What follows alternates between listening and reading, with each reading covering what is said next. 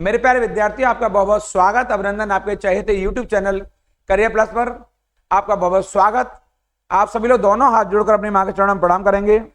आप सभी का पुनः इस जीके क्लास में जो हम बात कर रहे हैं यूपी पुलिस सिपाही भर्ती परीक्षा, जैसा कि आप जानते हैं 23, 24, 25 और 30, 31 अगस्त को एग्जाम हो रहा है।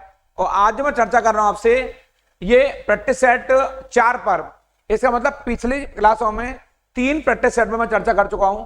आज जो मेरी क्लास है वो आपके चौथी प्रैक्टिस सेट में चर्चा होने जा रही है।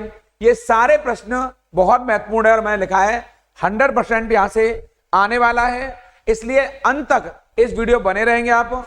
और इस सीरीज का मैंने पहला प्रश्न बनाया आपके लिए। वो प्रश्न ये है आपके सामने, निम्नलिखित में से कौन सा कानून भोपाल गैस त्रासदी के बाद लागू हुआ है? आपको जानना चाहिए, भोपाल गैस त्रासदी एक बहुत बड़ी ट्रेजेडी रही है।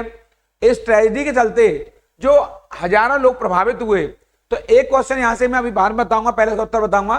तो वो कह रहा है वन्य जीव संरक्षण अधिनियम 1972, जल प्रदूषण की रोकथाम और नियंत्रण के लिए 1974, पर्यावरण संरक्षण अधिनियम 1986 और वायु प्रदूषण की रोकथाम और नियंत्रण के लिए 1981 का एक्ट। इसका जो उत्तर है भोपाल गैस त्रासदी के बाद में हमारे यहाँ पर्यावरण संरक्षण अधिनियम 1986 को, जो बहुत बहुत इंपॉर्टेंट हमारे लिए, इसका उत्तर है ये सी सही है। यानी कि भोपाल गैस त्रासदी के बाद में हमारे यहाँ कानून बना है पर्यावरण अधिनियम 1986। उस समय हमारे यहाँ राजीव गांधी की सरकार थी, ये आपके लिए बड़ा महत्वपूर्ण है। राजीव गांधी उस समय देश के पीएम हुआ करते थे। और बड़ी महत्वपूर्ण बात यह है जो आपके एग्जाम में आएगा कि भोपाल जो गैस त्रासदी हुई उसमें से कौन सी गैस का रिसाव हुआ, तो उसको हम शॉर्ट में MIC कहते हैं, यानी मिथाइल आइसोसाइनेट। आप पुनः लिख लेंगे इसको, मिथाइल आइसोसाइनेट वो गैस थी जिससे जो त्रासदी हुई, बड़े पैमाने पर लोग प्रभावित हुए और कितने सैकड़ों लोग मारे गए और हजारों लोग आज भी उस पीड़ा से जूझ रहे हैं। और लोग कंपनसेशन की मांग एक लंबे समय से मांग कर रहे हैं कि भाई भोपाल गैस त्रासदी में, भोपाल ट्रेजेडी हुई गैस के माध्यम से। तो ये यूनियन कार्बाइड नाम की कंपनी थी, अमेरिकन यूनियन कार्बाइड, एक केमिकल फैक्ट्री, जहां से MIC मिथाइल आइसोसाइनेट नाम के गैस का रिसाव हुआ। ये एक बहुत बड़ी दुर्घटना थी, क्योंकि इस दुर्घटना के चलते बड़ी संख्या में लोग प्रभावित हुए। ये घटना कई सारे विद्यार्थियों को नहीं पता है आपके, ये घटना आपके दिसंबर 1984 की है। आप चाहें तो इसको नोट डाउन कर सकते हैं यहाँ पर, दिसंबर 1984, यानी कि ये घटना 1984 की है। और राजीव गांधी देश के उस समय प्रधानमंत्री हुआ करते थे। ये एक अन्य महत्वपूर्ण जानकारी है। इस सीरीज का अगला प्रश्न है हमारा, भूपेन हजारिका सेतु, जिसे ढोला सदिया, यहाँ प्रश्न का नेचर देखेंगे, ढोला सदिया पुल भी कहा जाता है, इनमें से किस नदी पर जलीय विस्तारों पर भारत का सबसे लंबा पुल है? यानी कि प्रश्न पूछ रहा है कि जो ढोला सदिया वाला पुल है, इनमें सबसे लंबा कौन सा है? क्या देसांग, लोहित, कोपली या बुरई? ये कह रहा है किस नदी पे बना हुआ है आपके, तो ये ढोला सदिया जो पुल है ये आपका लोहित नदी पे बना हुआ है। और ये बहुत महत्वपूर्ण है, ये लोहित नदी ब्रह्मपुत्र नदी की सहायक है, ब्रह्मपुत्र नदी की सहायक है। और जैसा कि आप जानते हैं ब्रह्मपुत्र नदी की बहुत सारी सहायक नदियां हैं, जिनमें आपके देहांग भी है, देबांग भी है, देहांग नदी भी है और देबांग नदी भी है। ये सब इसकी सहायक नदियां हैं आपके। लोहित नदी भी है, सुबनसिरी भी है, सुबनसिरी ये भी सहायक नदी है। इसके अलावा आपके मानस ये भी सहायक नदी है, बहुत सारी, तीस्ता ये भी सहायक नदी है। ऐसे बहुत सारे नाम हैं, ये सब ब्रह्मपुत्र नदी की, चाहे देहांग आ जाए, देबांग आ जाए, तीस्ता आ जाए, मानस आ जाए, सुबनसिरी आ जाए और चाहे लोहित आ जाए आपके। तो मैंने पीछे बताया है, ये जो लोहित नदी, इसका नाम है आपके भूपेन हजारिका पुल, जो कि सबसे लंबा पुल है और इसकी लंबाई 9.15 किलोमीटर है। ये हमारे लिए एक अन्य महत्वपूर्ण जानकारी है। लोहित नदी ब्रह्मपुत्र नदी की सहायक है। और याद करने के लिए मैं कह सकता हूं कि हमारे पूर्वज सदियों से ढोला गा रहे हैं। सदियों ढोला मतलब हुआ जो सदिया वाला स्थान है, ये वाला सदिया जो स्थान है आपके, ये पड़ेगा आपके असम में। कहां पड़ेगा ये असम राज्य में पड़ेगा। और जो ढोला स्थान है आपके ये वाला, ये पड़ेगा आपके अरुणाचल प्रदेश में। यानी कि 2 राज्यों को ये जोड़ रहा है आपके पुल। ये हमारे लिए एक एक्स्ट्रा महत्वपूर्ण जानकारी है। सदिया से ढोला यानी आप कह सकते हैं क्या आपके पूर्वज, हमारे पूर्वज सदियों से ढोला, यानी सदिया टू ढोला, सदिया एक जगह का नाम है, ढोला एक जगह का नाम है। सदिया असम में और ढोला आपके अरुणाचल प्रदेश में। ढोला एक गीत होता था जो हमारे पूर्वजों द्वारा कई बार गाया जाता था, क्योंकि मनोरंजन के अन्य साधन नहीं थे, ढोला आदि के माध्यम से लोगों का मनोरंजन किया जाता था। तो इसका नाम भूपेन हजारिका पुल है। इसकी लंबाई 9.15 किलोमीटर है। ये लोहित नदी में बना हुआ है और लोहित आपकी ब्रह्मपुत्र नदी की सहायक है। अन्य सहायक नदियों में मैंने बताया दिहांग नदी है, देबांग नदी है, तीस्ता नदी है, मानस नदी है, सुबनसिरी है। ऐसी बहुत सारी ब्रह्मपुत्र नदी की सहायक नदियां हैं और ब्रह्मपुत्र खुद भारत की सबसे बड़ी नदी है जिसकी लंबाई लगभग 2900 किलोमीटर। कितनी है? 2900 किलोमीटर। ये भारत की सबसे बड़ी नदी है। ये आपके लिए एक अन्य महत्वपूर्ण जानकारी है। इस सीरीज का तीसरा प्रश्न हमारा ये आपके सामने, पीएम मोदी ने किस राज्य में जल जन अभियान, या ध्यान देंगे, जल जन अभियान की शुरुआत करी है, और वो भी वर्चुअल है उसका। क्या असम में, राजस्थान में, उड़ीसा में या सिक्किम में?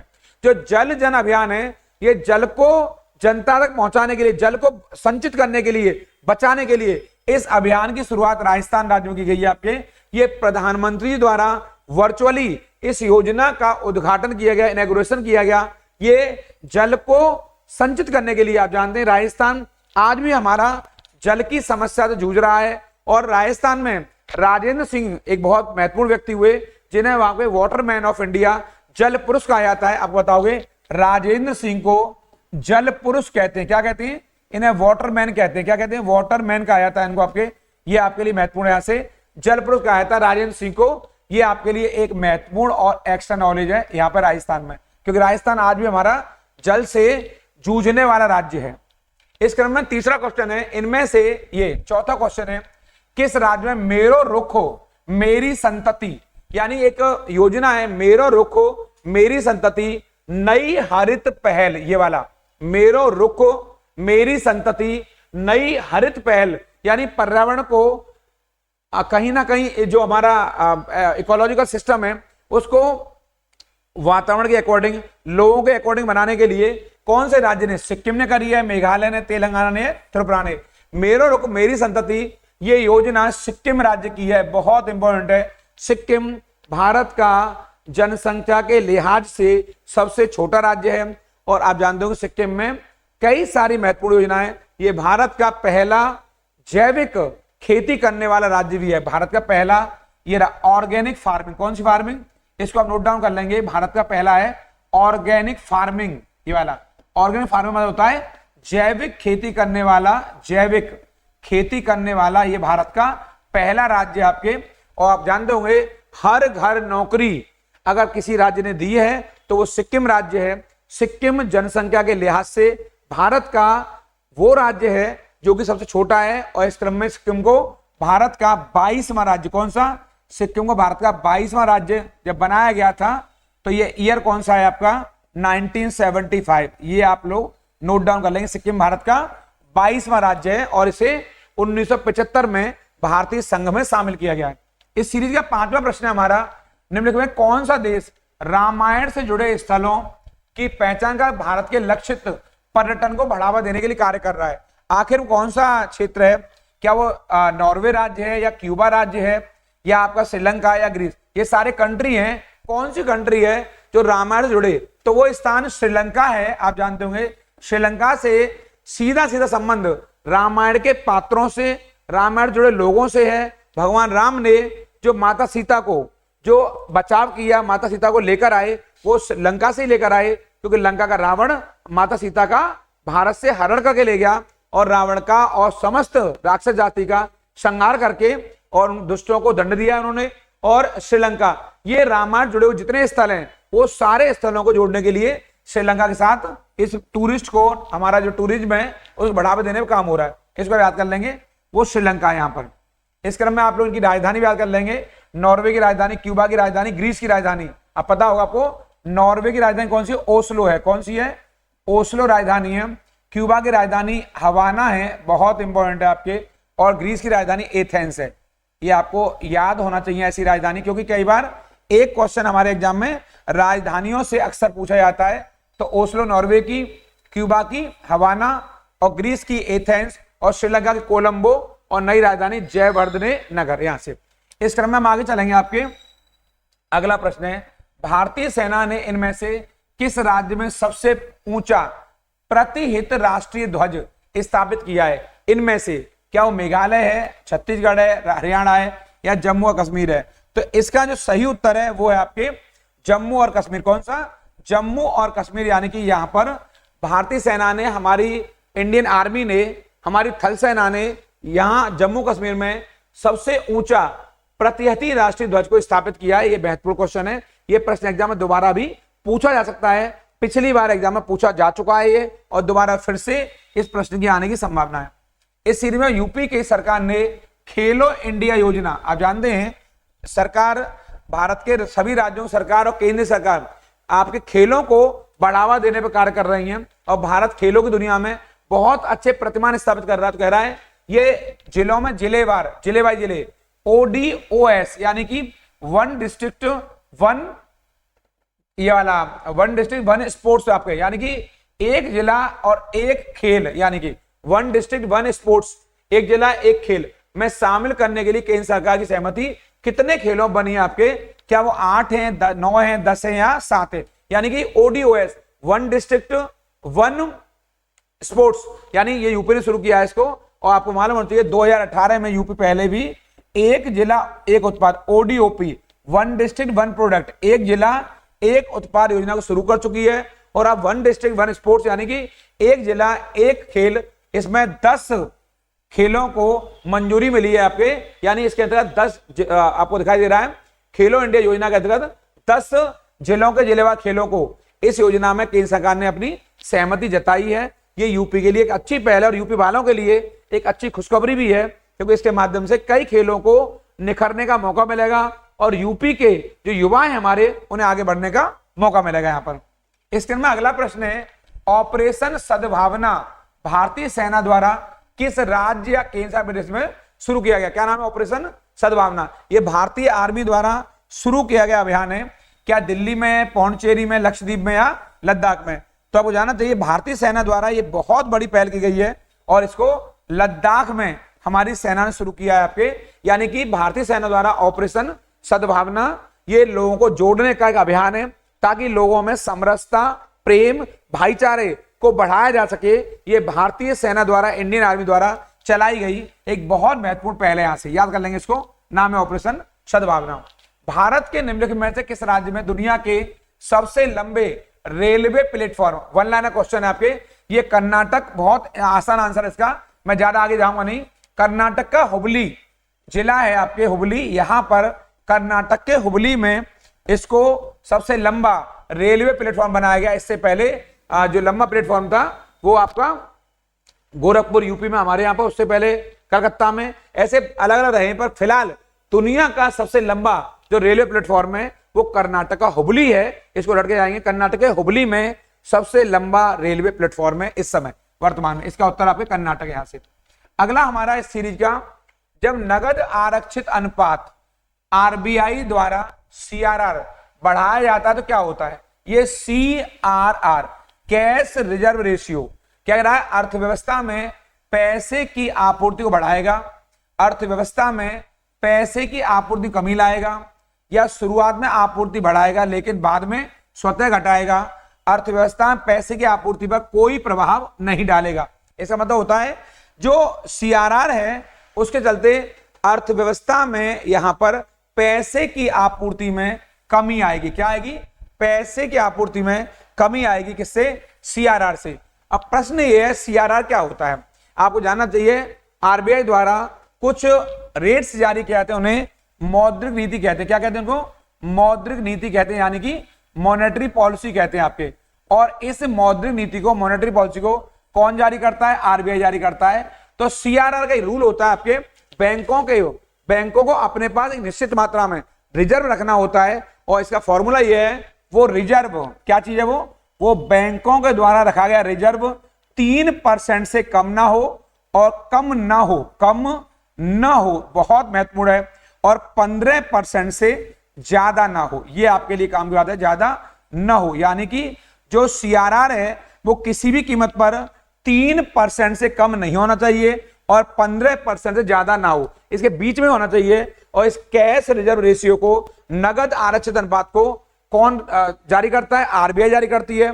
और मॉनेटरी पॉलिसी के अंतर्गत इस सीआरआर सहित repo rate, reverse repo rate, bank rate, SLR, CRR, इन सभी को मिलाते हैं सामूहिक रूप से, तो इन्हें मौद्रिक नीति कहा जाता है। इसी को अंग्रेजी में मॉनेटरी पॉलिसी भी कहते हैं। ये बहुत महत्वपूर्ण है। अगर आपको ये वीडियो अच्छा लगे तो इसको आप लाइक जरूर करेंगे, क्योंकि जो मैं करा रहा हूं ये एग्जाम के लिए बहुत बहुत इंपॉर्टेंट है। और जो लोग अभी अभी जुड़े हैं और जिन्होंने इस चैनल को सब्सक्राइब नहीं किया है, वो जल्दी से सब्सक्राइब कर लीजिए, क्योंकि मैं आपके लिए ऐसे ही प्रश्नों का बड़ा बड़ा जखीरा लेकर आने वाला हूं। और ये वो प्रश्न है जहां से आपको सफलता मिलने ही वाली है और इनसे आप नए प्रतिमानों को गढ़ने वाले हैं। उत्तर प्रदेश के जिले में बालिकाओं को उनके जीवन के विभिन्न चरणों में सशर्त रोकड़ हस्तांतरण प्रदान करने के लिए मुख्यमंत्री कन्या सुमंगला योजना की शुरुआत की गई। मुख्यमंत्री कन्या सुमंगला योजना, ये क्या मुल्तानपुर, क्या ये सुल्तानपुर में है? यहां से सुल्तानपुर है। ये क्या लखनऊ में, सीतापुर या प्रतापगढ़? तो ये मुख्यमंत्री कन्या सुमंगला योजना ये लखनऊ में आरंभ हुई है आपके। ये इसका उद्देश्य है कि बालिकाओं को, बच्चियों को एक बेहतर और अच्छा जीवन उपलब्ध कराना। इसको आप यहां से याद कर लेंगे। इस क्रम में हमारा अगला प्रश्न है, भारतीय संविधान में सामाजिक समानता क्या है? केवल महिलाओं को समान अवसर, मौजूदा प्रणाली को संशोधित करने के लिए कोई प्रयास नहीं किया जाना चाहिए, शिष्ट वर्ग के प्रति पक्षपात और समाज के सभी वर्गों के लिए समान अवसर। आपको जानना चाहिए सामाजिक जो समानता का अर्थ है उसका मतलब होता है समाज के सभी वर्गों के लिए समान अवसर, यानी सबका साथ सबका विकास। चूंकि जो सामाजिक समानता ये हमारे प्रियम्बल में भी है, ये हमारे प्रस्तावना में भी है। समानता, न्याय, स्वतंत्रता, बंधुता, इक्वालिटी, लिबर्टी, फ्रेटर्निटी, ये सारे वर्ड हमारे प्रस्तावना में भी है। न्याय जैसी व्यवस्था है आपके, जबकि समानता, स्वतंत्रता, बंधुता के मुद्दे को हमने, इस विषय को हमने फ्रांस की क्रांति से लिया है। ये एक प्रश्न भी हमारे एग्जाम में पूछा जा चुका है। तो यहां सामाजिक समानता का मतलब होता है समाज के सभी वर्गों के लिए समान अवसर, यानी वो अवसर चाहे नौकरी के स्तर पर हो, रोजगार के स्तर पर हो, किसी भी स्तर पर हो, उन लोगों को, सभी वर्गों को, चाहे वो एससी, एसटी, ओबीसी, जनरल कोई भी हो, उन्हें समान अवसर मिलने ही चाहिए। इस सीरीज में अगला क्वेश्चन 13वां, पशुपति मोहर सिंधु घाटी सभ्यता के कौन से स्थान से मिली है? क्या वो बनवाली से मिली है? बनवाली या बनावली एक ही बात है, बनवाली या बनावली। क्या वो लोथल से मिली है? क्या कालीबंगा से मिली है या मोहनजोदड़ो से? ये बहुत महत्वपूर्ण है। पशुपति मोहर, पशुपति शिव, यहाँ पर ये मोहर हड़प्पा सभ्यता के, सिंधु घाटी सभ्यता के मोहनजोदड़ो से मिली है। इसको मैं शॉर्ट में MNJ कहता हूं, मोहनजोदड़ो को। और मोहनजोदड़ो का शाब्दिक अर्थ है मुर्दों का टीला। क्या मतलब इसका? मुर्दों का टीला या मृतकों का टीला। आपको ज्ञात होना चाहिए ये वही स्थल है जहां से एक ग्रेट बाथरूम भी मिला है। साथ ही इस मोहनजोदड़ो जो खोज स्थल है, ये दूसरा महत्वपूर्ण स्थल है जिसे 1922 में खोजा गया आपके। और दयाराम, यानी किसने खोजा है इसको? राखाल दास बनर्जी, RD बनर्जी के द्वारा, इनके द्वारा RD बनर्जी ने इस स्थल को उत्खनित करवाया है। और यहीं से कई महत्वपूर्ण जानकारियां, जिनमें वेल टाउन प्लानिंग और एक बेस्ट ड्रेनेज सिस्टम की जानकारी मिली है। मोहनजोदड़ो और हड़प्पा दो बहुत महत्वपूर्ण स्थल हैं सिंधु घाटी सभ्यता के। इस क्रम में आप देखेंगे एक महत्वपूर्ण, एक और क्वेश्चन पूछता है लोथल वाला, बता देता हूं थोड़ा सा। ये क्वेश्चन पूछता है लोथल से क्या मिला है? एक डॉकयार्ड मिला है, ये वाला डॉकयार्ड। ये डॉकयार्ड को गोदीवाड़ा भी कहते हैं, यानी कि बंदरगाह कहते हैं। ये लोथल से प्राप्त हुआ है। पर इसका जो उत्तर है वो आपका मोहनजोदड़ो सही है। और कालीबंगा से आपको पता हुआ, यहां जुते हुए खेत के प्रमाण, कौन से जुते हुए खेत के प्रमाण मिले हैं? खेत के प्रमाण मिले हैं आपके यहां से। और ये कहां से मिला है स्थल? राजस्थान से मिला है, हनुमानगढ़ जिले से। पहले गंगानगर में आता था, पर अब इस समय कालीबंगा हनुमानगढ़ जिले में स्थित है। ये राजस्थान में घग्गर नदी के तट पर है।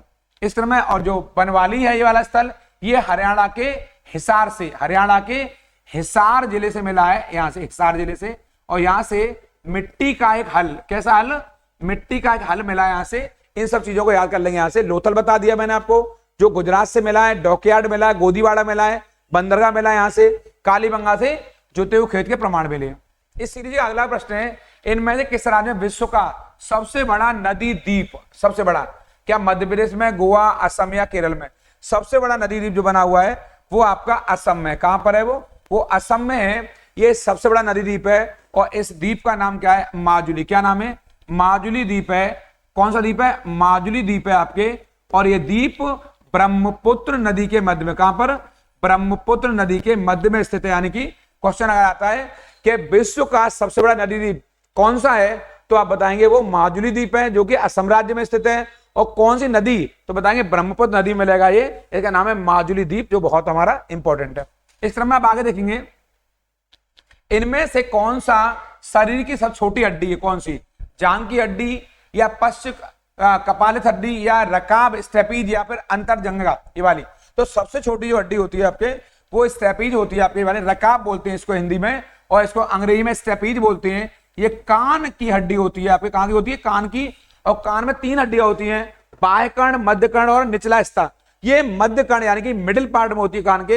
ये कान की सबसे छोटी हड्डी होती है और शरीर में सबसे बड़ी हड्डी होती है वो आपकी जांग में पाई जाती है, उसे हम लोग फीमर कहते हैं। ये आपके लिए महत्वपूर्ण जानकारी है। अगर बड़ी हड्डी आएगा तो फीमर मारेंगे, छोटी हड्डी आएगा तो स्टेपीज मारेंगे। और कहां मिलती है? कान में। और कान में कहां मिलती है? तो कान के मध्य भाग में मिलती है। कान का ऊपरी भाग, मध्य भाग और निचला भाग होता है। कान के मध्य भाग में सबसे छोटी हड्डी पाई जाती है जिसे रकाब या स्टेपीज भी कहा जाता है। इस क्रम में हम आगे चलेंगे आपके यहां से। लाफिंग गैस, जो हंसाने वाली गैस है, इसको हंसाने वाली गैस भी कहते हैं। हंसाने वाली यहां से आपके क्या नाइट्रोजन सल्फाइड है, नाइट्रोजन पेरोक्साइड है, नाइट्रस ऑक्साइड है या नाइट्रोजन डाइऑक्साइड है? तो आपको ज्ञात होना चाहिए इसका सही उत्तर है नाइट्रस ऑक्साइड। क्या है? नाइट्रस ऑक्साइड आपके, जो कि लाफिंग गैस के नाम से जानी जाती है। इस गैस का कई बार बहुत जगह इस्तेमाल किया जाता है और लाफिंग गैस को नाइट्रस ऑक्साइड के नाम से जाना जाता है। इस क्रम में हम आगे चलेंगे आपके। इनमें से कौन सा विटामिन लाल रक्त कणिकाओं यानी कि आरबीसी, रेड ब्लड सेल्स या रेड ब्लड कर्पसेल्स, या तो बोलिए रेड ब्लड कर्पसेल्स बोलिए या बोलिए रेड ब्लड सेल्स, लाल रक्त कणिकाएं, क्या वो विटामिन सी में है, क्या विटामिन डी में है, क्या विटामिन बी6 में या विटामिन बी12 में? तो इसका सही उत्तर है, जो आरबीसी का निर्माण जहां होता है, सही उत्तर है विटामिन बी12। कौन सा? विटामिन बी12, यानी कि इसका सही उत्तर डी है। यानी आरबीसी के लिए, निर्माण के लिए कौन महत्वपूर्ण है? ये आपके विटामिन बी12 और इसका रासायनिक नाम है साइनोकोबालमिन। क्या नाम है इसका? रासायनिक नाम है इसका साइनोकोबालमिन। इसका रासायनिक नाम है, इसको आप याद कर लेंगे, विटामिन बी12 का। और ये आरबीसी के निर्माण के लिए बहुत इंपॉर्टेंट है, तो आप याद कर लेंगे कौन सी विटामिन आरबीसी के कोशिकाओं के लिए, निर्माण के लिए उपयोगी। सही उत्तर क्या है इसका? विटामिन बी12, यानी कि डी उत्तर सही है आपके। और सी का जो निर्माण होता है ये काय के लिए होता है आपके? विटामिन सी, ये स्कर्वी रोग, कौन से रोग? ये स्कर्वी रोग के लिए होता है। और विटामिन डी क्या है? रिकेट्स, ये रिकेट्स रोग के लिए आपके, रिकेट्स को सूखा रोग भी कहा जाता है और ये इंपॉर्टेंट है। रिकेट्स को हम लोग सूखा रोग बोलते हैं और स्कर्वी यानी कि जो दांतों से खून निकलता है वो महत्वपूर्ण है यहां से। इस क्रम में हमारा अगला जो प्रश्न है वो है आपके मिसमी जनजाति। मिसमी जनजाति इनमें से किस राज्य के निवासी हैं? मणिपुर, अरुणाचल, कर्नाटक या उड़ीसा? तो मिसमी जनजाति के लोग कहां पाए जाते हैं? ये अरुणाचल प्रदेश में पाए, कहां पाए जाते हैं? ये अरुणाचल प्रदेश पाए जाते हैं। ऐसी बहुत सी जनजाति हमारे यहाँ नॉर्थ ईस्ट वाले भागों में पाई जाती हैं। डाफला, मिसमी, आप गारो, खासी, जैंतिया, बहुत सारी नागा। अभी आपके कुछ दिन पहले चर्चा हो, मणिपुर क्षेत्र में आपके जो जातियों में मैतेई समुदाय के लोग और जो आपका वहां पर जो आपका मैतेई समुदाय के लोगों में जो झगड़ा हुआ था वहां पर, वो आपका बड़े पैमाने बहुत फैला वो झगड़ा और उसमें काफी लोग, कई सैकड़ों लोग आपके हिंसा के जाल में फंस गए आपके वहां पर। और उसके चलते एक बड़े पैमाने पर वहां पर हत्याएं हुई, हिंसा फैली आपके। तो आप बताएंगे मिसमी जनजाति के लोग हैं वो कहां पाए जाते हैं आपके? वो अरुणाचल प्रदेश में पाए जाते हैं। ये महत्वपूर्ण है यहाँ से। इस क्रम में हमारा अगला जो प्रश्न है वो है आपके गारो और खासी। कौन सी? गारो, खासी किस राज्य की सहयोगी राजभाषा है? राजभाषा पूछ रहा आपके वाला। क्या मेघालय में है वो, क्या झारखंड में, आंध्रा में या छत्तीसगढ़ में? जैसा मैंने बताया अभी आपको, गारो खासी पहाड़ियां भी हैं, गारो खासी जयंतिया, ये वाले आपके जो, और ये मेघालय राज्य की आपके यहाँ पर क्या ये जनजातियां हैं आपके यहाँ से। और गारो खासी जनजाति भी है, गारो खासी राजभाषा भी है और गारो खासी जनजातीय पहाड़ी भी है, और यहीं पर दुनिया की सबसे अधिक वर्षा होती है। और यहीं पर एक स्थान है, उसका नाम है मौसिनराम, जो कि चेरापूंजी के पास है और इन्हीं पहाड़ियों में वो स्थित है। यहां दुनिया की सबसे अधिक वर्षा होती है, जिसका नाम है मौसिनराम, जिसे मासिनराम भी कहते हैं आपके यहाँ। भारतीय संवैधानिक किस अनुसूची में पंचायतों का वर्णन किया गया है? क्या 10वीं अनुसूची में, 8वीं में, 9वीं में या 11वीं में? आपको ज्ञात होना चाहिए जो पंचायती राज व्यवस्था है इसका उल्लेख हमारे यहाँ कहां मिलेगा आपके? इसका उल्लेख आपके 11वीं अनुसूची। कहां मिलेगा? 11वीं, यानी कि 11वें शेड्यूल में पंचायती राज व्यवस्था का उल्लेख है। और अगर भाग आएगा तो भाग 9 मारेंगे। क्या मारेंगे? भाग 9 मारेंगे इसको, यानी कि ये भाग 9 हो जाएगा यहाँ से। अगर आपके 9वीं अनुसूची आएगा तो काय से रिलेटेड है? भूमि सुधार, यानी कि ये लैंड रिफॉर्म से, इसको भी यहां से आपको चाहे तो देख सकते हैं, ये इंपॉर्टेंट है। इस क्रम में आप लोग अगर चाहें तो जो आपका 8वीं अनुसूची है ये राजभाषाओं से जुड़ी हुई है आपके, इसको एक बार दोहरा लेंगे, ये राजभाषाओं जुड़ी हुई है यहां से आपके। और जो 10वीं अनुसूची है वो दल बदल से, यानी एंटी डिफेक्शन लॉ से जुड़ी हुई है, ये वाली वर्ष 1985 में से जोड़ा गया है। किसको? 10वीं अनुसूची को। और जो 11वीं अनुसूची है इसे हमारे यहाँ पर 1993 से प्रभावी किया गया है, 1993 से इसको लागू किया गया है 11वीं अनुसूची को। अगर आएगा 11वीं अनुसूची कब से प्रभावी हुई है तो लॉ लाया गया था 1992, विधेयक लाया गया था, बिल लाया गया था 1992 में, और इसको लागू किया गया है 1993 से 24 अप्रैल से। आपको जानना चाहिए 24 अप्रैल यहां से 1993 से पूरे भारत में इस पंचायती राज व्यवस्था को संवैधानिक अधिकार दिया गया, कॉन्स्टिट्यूशनल राइट दिए गए, और इसीलिए 24 अप्रैल को पूरे भारत में पंचायती राज दिवस मनाया जाता है। पंचायती राज दिवस के तौर पर मनाया था, यानी कि पंचायती राज डे है वो कब मनाया जाता? 24 अप्रैल को, क्योंकि इसी 24 अप्रैल 1993 को पंचायती राज व्यवस्था को पूरे भारत में प्रभावी किया गया था, लागू किया गया था। विश्व प्रसिद्ध मथानिया मिर्च किस राज्य से संबंधित है? उड़ीसा, बिहार, राजस्थान या गुजरात? तो ये मथानिया मिर्च है, इसका संबंध सीधा राजस्थान से। कहां से है? इसका संबंध आपके राजस्थान से। मथानिया मिर्च एक विशेष प्रकार की मिर्च है जो कि सीधे तौर पर राजस्थान राज्य में पाई जाती है। राजस्थान कई प्रकार की संस्कृतियों के लिए प्रसिद्ध है। यहाँ का प्रसिद्ध जो नृत्य है, स्थानीय नृत्य, वो घूमर है, बड़े पैमाने मनाया जाता है। और गौरा देवी की पूजा होती है वो बहुत बड़े पैमाने पर की जाती है। यहाँ पर राजस्थान हमारा संस्कृति का एक बहुत महत्वपूर्ण स्थल माना जाता है। पानी के दबाव की स्थिति में उगने वाले पौधों को किस नाम से जाना जाता है? ये 22वां क्वेश्चन है आपके। हाइड्रोफाइट, मोसोफाइट या हाइड्रोफाइट या फिर जीरोफाइट्स, ये वाला, ये जीरोफाइट्स है इसका नाम, जीरोफाइट्स आपके, ये वाला जीरोफाइट्स। तो आपको जानना चाहिए जो पानी में उगने वाले पौधे होते हैं, पानी के दबाव की स्थिति में उगने वाले पौधों को उसे बोलते हैं जीरोफाइट्स। क्या बोलते हैं उसको? उन्हें जीरोफाइट्स कहा जाता है, यानी कि सही उत्तर इसका डी है, यानी पानी के दबाव की स्थिति में जो पौधे उगते हैं उन्हें हम क्या कहते हैं? जीरोफाइट्स कहते हैं। ये हमारे लिए बहुत इंपॉर्टेंट है इस तरह क्वेश्चन। इस क्रम में अगला हमारा जो प्रश्न है वो है आपके संविधान के कौन सा अनुच्छेद राष्ट्रीय अनुसूचित जाति यानी कि नेशनल एससी आयोग से संबंधित है? इनमें से क्या वो 326 है, 333 है या 330 है या 338 है? तो जो एससी आयोग है हमारे यहाँ पर, उसका सीधा संबंध हमारा किससे है? नेशनल शेड्यूल कास्ट कमीशन, अनुच्छेद 338 में इसका उल्लेख हुआ है। यहाँ पर आपके कहां पर हुआ है? 338 में इसका उल्लेख हुआ है। ये बहुत इंपोर्टेंट 338 में। और जो 326 है ये वयस्क मताधिकार, कैसे? ये वयस्क मताधिकार, वोटों से आपके वयस्क मताधिकार, यानी कि जो वोट डालते हैं आपके, जो मतदाता की जो आयु सीमा है यानी 18 वर्ष, यानी कि जो बच्चे की आयु होगी किसी की 18 वर्ष या उससे अधिक, वो वोट डाल सकता है, एडल्ट वोटिंग। और 333 है ये एंग्लो इंडियन से, किससे? ये एंग्लो इंडियन से जुड़ा हुआ है, जो कि इसे समाप्त कर दिया है आपके, यानी विधानसभाओं में एक एंग्लो इंडियन को राज्यपाल मनोनीत कर सकते थे। और 330 का संबंध किससे आपके यहाँ पर?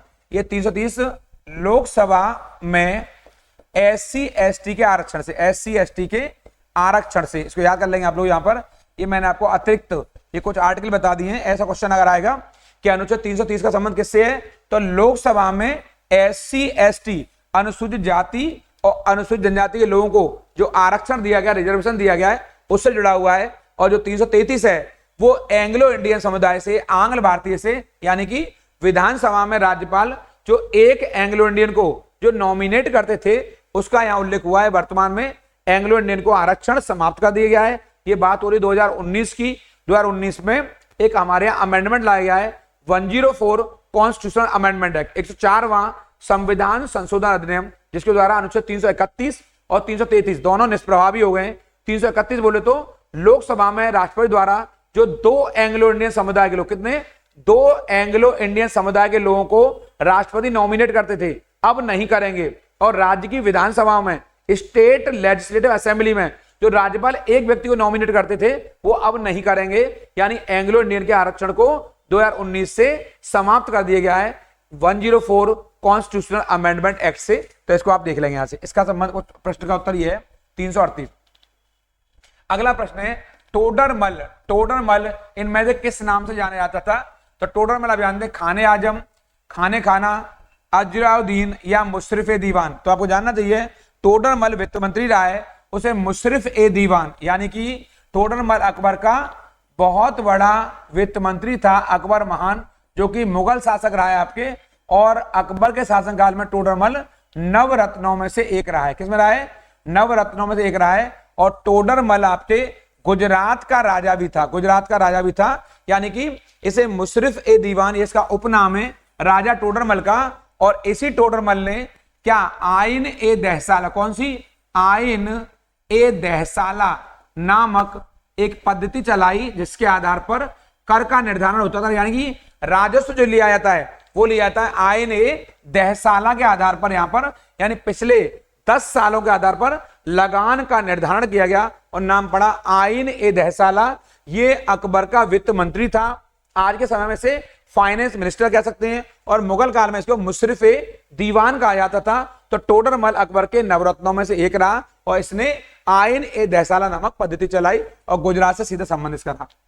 इस क्रम में आप देखेंगे आपके कलमकारी चित्रकला का संबंध कहां से है?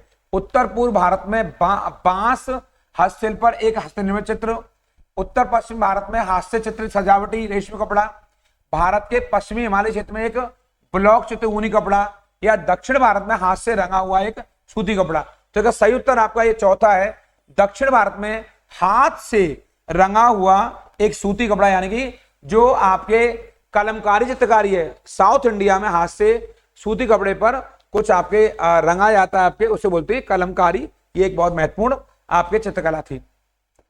इस क्रम में आप देखिए चोल साम्राज्य के संस्थापक इनमें से कौन थे? आदित्य प्रथम, विजयालय चोल, अरिंजय चोल या परांतक। तो आपको जानना चाहिए आपके जो चोल वंश के संस्थापक है वो विजयालय। कौन है वो विजयालय है। मैं कहता हूं चोलों के पहले 3 शासक, मैं वीएपी कहता हूं समझने के लिए, यहां से वी माने विजयालय, समझने के लिए आप कर लेंगे विजयालय, ये बड़ा महत्वपूर्ण है। ए माने आपके आदित्य, ये दूसरा शासक है इनका, और तीसरा आपके परांतक प्रथम। कौन? परांतक, ये प्रारंभिक शासक है इनके आपके। तो ये आपके एग्जाम के लिए इंपॉर्टेंट है, इसको आप लोग चाहें तो यहां से याद कर सकते हैं। यानी कि एक का नाम बताया मैंने आपको, यहां पर विजयालय ये संस्थापक है इसका, फिर दूसरा शासक आदित्य प्रथम है, फिर परांतक प्रथम है, और उसके बाद फिर नई पीढ़ी बाद में आएगी और वो चालू होगी राजराज प्रथम से। और राजराज प्रथम को चोलों का वास्तविक संस्थापक माना जाता है। और चोलों को इतिहास में जो याद किया जाता है वो इनके स्थानीय स्वशासन के लिए, क्या कि स्थानीय स्वशासन के लिए याद किया जाता है। जो इन्होंने व्यवस्थाएं लागू की हैं, जो लोकल सेल्फ गवर्नमेंट है, वो चोलों के मुकाबले किसी का नहीं था। यानी लोकल सेल्फ गवर्नमेंट का जनक यदि कोई है तो वो आपके चोल हैं, इसलिए इन्हें महत्वपूर्ण माना जाता है। अगला प्रश्न है हमारा, गांधी जी ने किस घटना के कारण असहयोग आंदोलन को वापस ले लिया? क्या चौरी चौरा कांड है? क्या वो आपके चौरी चौरा कांड है? क्या वो आपके यहाँ पर ये आपका बंगाल का काल है, साइमन आयोग की नियुक्ति है, या फिर क्वाकोरी कांड है? किसके चलते उन्होंने नॉन कोऑपरेशन मूवमेंट को वापस ले लिया है? तो वो चौरी चौरा कांड बड़ी घटना मानी जाती है। चौरी चौरा एक गोरखपुर में स्थित एक गांव है। कहां पर है? ये गोरखपुर में स्थित एक गांव है। और ये घटना कब घटी है आपके? ये घटना घटी है आपके 5 फरवरी, कब? 5 फरवरी 1922 को। ये आप ध्यान देंगे डेट पर। और इसमें 22 पुलिस वालों को, 22 पुलिसकर्मियों को, और जो आंदोलनकारी भीड़ थी उसने जिंदा जला दिया। ये बहुत बड़ी बात है। जिंदा जला दिया आपके, जिसके चलते गांधी जी को बहुत ज्यादा दुख हुआ और उन्होंने अपने नॉन कोऑपरेशन मूवमेंट को वापस लेने की घोषणा कर दी कि मुझे अपने आंदोलन में हिंसा नहीं चाहिए और मैं अपने आंदोलन को वापस लेता हूं। उन्होंने 5 फरवरी 1922 को घटना हुई है चौरी चौरा कांड की, इसके चलते आंदोलन को वापस लिया और बारदौली से उन्होंने 12 फरवरी को अपने आंदोलन को वापस भी ले लिया। बारदौली गुजरात में एक स्थान का नाम है। दुनिया की पहली स्वचालित चालक रहित ट्रेन, बिना चालक के, बिना आपके ड्राइवर के, और वो कौन सी रही है आपकी पहली स्वचालित? क्या जर्मनी चलाई, भारत ने, स्विट्जरलैंड ने या जापान ने? तो ये दुनिया की पहली स्वचालित चालक रहित ये ट्रेन आपके चली है आपके, बहुत महत्वपूर्ण है आपके। और ये ट्रेन कहां चलाई आपके? जर्मनी द्वारा। कहां चलाई गई है? ये जर्मनी द्वारा चलाई गई ट्रेन आपके। ये बहुत महत्वपूर्ण थी, इंपॉर्टेंट है, और ऐसे एग्जाम में क्वेश्चन करंट अफेयर से बार बार पूछे जाते हैं और आते हैं ऐसे क्वेश्चन आपके एग्जाम में। इस क्रम में आप आगे देखेंगे 6वीं शताब्दी से 14वीं शताब्दी तक इनमें से कौन सा शक्तिशाली महाजनपद रहा? अंग है, मगध है, वैशाली है, वज्जी है। तो इसका जो सही उत्तर है वो मगध राज्य है। आपको जानना चाहिए मगध राज्य आपके 6वीं शताब्दी, यानी जो महाजनपद काल है, उस महाजनपद काल में मगध की तूती बोला करती थी, और ये वही मगध है जिसकी प्रारंभिक राजधानी राजगृह या फिर क्या इसकी दूसरी राजधानी गिरिव्रज रही है आपके। ये प्रारंभिक राजधानी है। बाद में इसकी बड़ी राजधानी जो बनकर उभर कर आई वो थी आपके पाटलिपुत्रा, और पाटलिपुत्र के चलते इसको नई एक उपलब्धि मिली, और जो नए नए राजवंश मिले यहाँ पर, विशेष तौर पर मौर्य और गुप्तों ने इस मगध साम्राज्य को जो स्थायी स्वरूप दिया, उसके चलते मगध समृद्धि संस्कृति का एक बहुत बड़ा केंद्र बन गया। ये बहुत महत्वपूर्ण है आपके लिए यहाँ पर। तो मगध राज्य इसका उत्तर आपके यहाँ से। भारत का कौन सा राज्य किसी भी अंतर्राष्ट्रीय सीमा रेखा को नहीं छूता है? इनमें से अरुणाचल प्रदेश, तेलंगाना, पश्चिम बंगाल, सिक्किम, इनमें कौन सा राज्य है जिसकी सीमा अंतर्राष्ट्रीय सीमा रेखा को यानी इंटरनेशनल बाउंड्री टच नहीं करती है? तो वो तेलंगाना राज्य है जिसकी सीमा किसी भी इंटरनेशनल सीमा को स्पर्श नहीं करती है, क्योंकि जो अरुणाचल प्रदेश है वो आपका ऑलरेडी चीन से लगा हुआ है। जो वेस्ट बंगाल है वो ऑलरेडी आपका जो बांग्लादेश है उससे लगा हुआ है यहाँ पर, ये हमें पता है पहले से यहाँ से अंतर्राष्ट्रीय। और सिक्किम में हमारा ये सिक्किम वाला पार्ट आपके ये कई क्षेत्रों विशेष तौर पर आपके चीन वाले पार्ट से ये लगा हुआ है आपके यहाँ से, ये भी हमें पता है आपके। तो जो चीन से लगा हुआ है पार्ट सिक्किम में, अरुणाचल लगा हुआ है, पश्चिम बंगाल लगा हुआ है बांग्लादेश से, लेकिन तेलंगाना किसी भी इंटरनेशनल बाउंड्री को टच नहीं करता है। हमें यह भी पता होना चाहिए कौन कौन से हमारे राज्य, पड़ोसी राज्य किन किन देशों के साथ अपनी सीमा को साझा करते हैं, क्योंकि एक क्वेश्चन इंटरनेशनल बाउंड्री से हमारे साथ जरूर आता है। इसलिए इस पर निगाह बना के रखेंगे कि पाकिस्तान से कौन कौन से राज्य छूते हैं, चीन से कौन कौन से राज्य छूते हैं, नेपाल से कौन कौन से राज्य छूते हैं, बांग्लादेश से कौन कौन सा राज्य स्पर्श करता है, भूटान से कौन कौन सा करता है, अफगानिस्तान से कौन करता है। ये बहुत हमारे लिए महत्वपूर्ण है। तो आज का वीडियो है 30 क्वेश्चन मैं आपके लिए लेकर आया हूं। ये तीनों क्वेश्चन हमारे 30 क्वेश्चन आपके लिए बहुत महत्वपूर्ण सिद्ध होंगे। मुझे पूरा भरोसा है इनको पढ़ने के बाद आपका जो विश्लेषण है और स्ट्रॉन्ग और अच्छा होगा, और इन्हीं शुभकामनाओं के साथ कि आप और मेहनत करते रहेंगे। कल फिर एक नई वीडियो के साथ मिलूंगा, एक नए सिरे से प्रैक्टिस सेट 5 के साथ। उन लोगों का जरूर ख्याल रखिए जो आपका ख्याल रखते हैं। प्रणाम, नमस्कार।